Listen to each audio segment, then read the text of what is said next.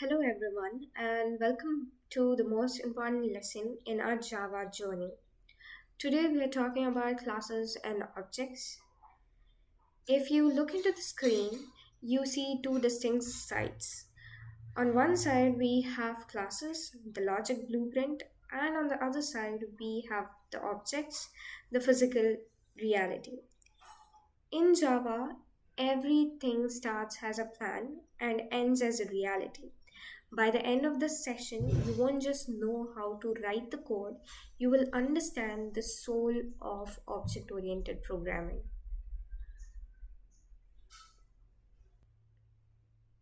Before we look into the code, let's ask why. Why did the real world move from simple list of instructions to object oriented programming? The answer is simple.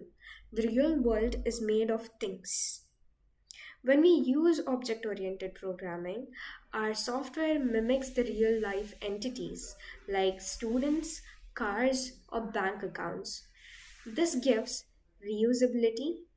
You write the blueprint once and use it 1,000 times. It gives us security because we bundle our data with the behavior that are allowed to change the data. It keeps our code organized as project grows from small scripts to massive applications.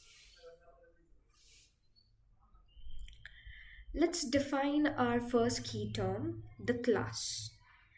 Think of an architect's blueprint for a house.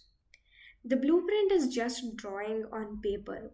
It tells you where the windows are and where the doors go, but you can't walk inside it. In Java, a class is exactly that, a logic template. A class occupies zero memory. It is just the definition. It defines the properties, which are the data, and the actions, that is the methods, that a future object will have.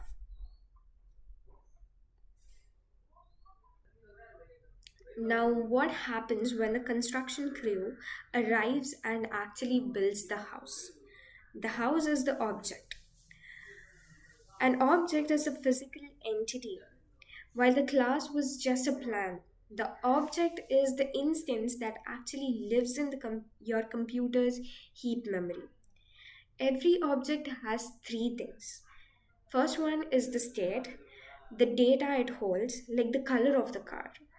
Second is the behavior, what it can do, like in case of car, it's accelerating. And third one is the identity, a unique way that JVM tracks this specific object, even if another object looks exactly like that.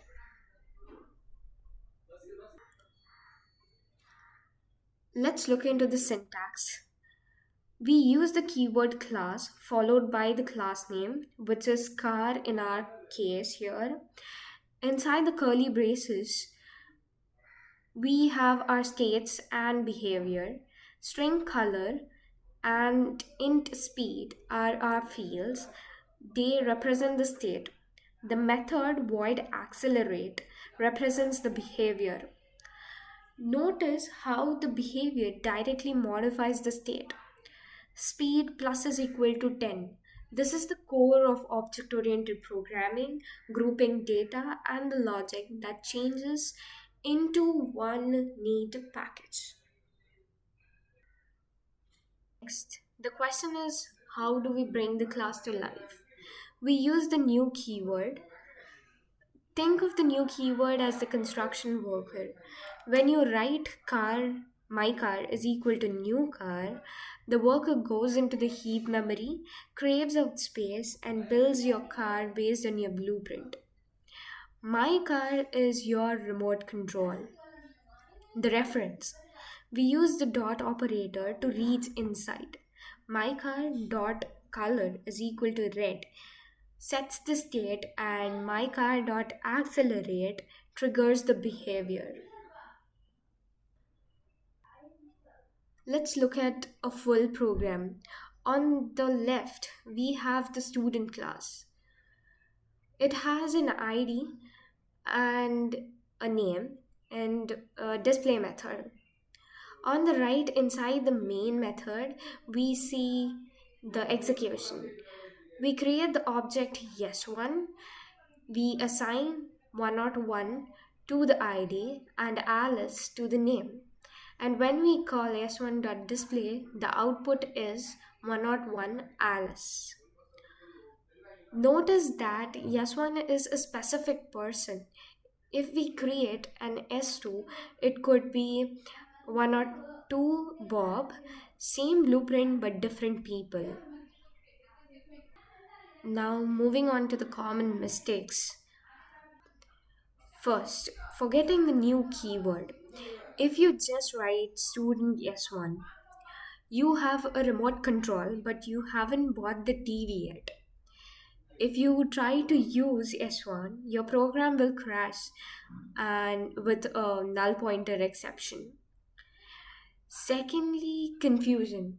Never forget that a class is logical and an object is physical. You can't live in a blueprint and you can't run a code on a class without creating an object first. Moving on to difference between classes and objects. Nature, class is just a template. Object is manifestation. Memory, class has it takes no space. Object lives on the heap. Existence, you declare the class once. You create the object as many times as you need. Memorize this table. It is the foundation for everything that follows in Java. Thank you for joining me today. Keep practicing, and I will see you in the next session.